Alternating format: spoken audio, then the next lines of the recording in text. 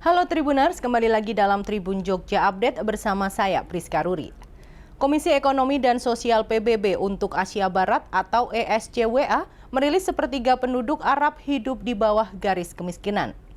Laporan dari Badan PBB itu menyebutkan kemiskinan yang meningkat di negara-negara Arab berdampak pada 130 juta orang.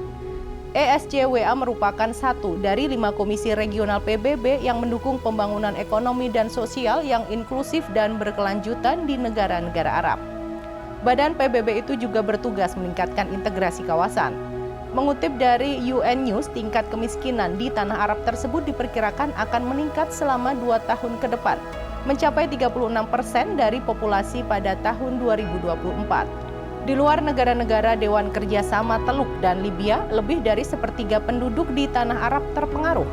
Menurut ESCWA, ekonomi di kawasan tersebut diproyeksikan tumbuh hanya sebesar 4,5% pada tahun 2023 dan 3,4% pada tahun 2024 meski terjadi gangguan selama pemulihan ekonomi global.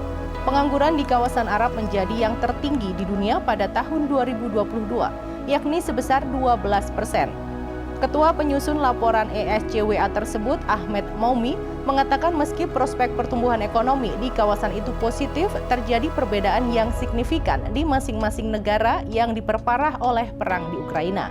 Namun terlepas dari prospek pertumbuhan yang positif di kawasan itu, Ahmed Moumi, penulis utama dari survei, menunjuk pada perbedaan yang signifikan di antara negara-negara, terutama yang diperparah oleh perang di Ukraina. Memperhatikan bahwa dampaknya tidak sama untuk semua negara Arab, dia menyatakan negara-negara Dewan Kerjasama Teluk dan negara-negara pengekspor minyak lainnya akan terus mendapatkan keuntungan dari harga energi yang lebih tinggi.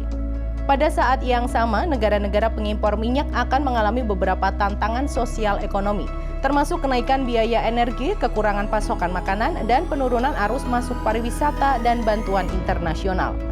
Melalui survei tahunannya, ESCWA memberikan analisis tentang tren sosial dan ekonomi terbaru di kawasan untuk membantu negara anggota dalam mengembangkan dan menerapkan kebijakan berbasis bukti dan meningkatkan proses perencanaan ekonomi untuk pembangunan yang berkelanjutan dan inklusif.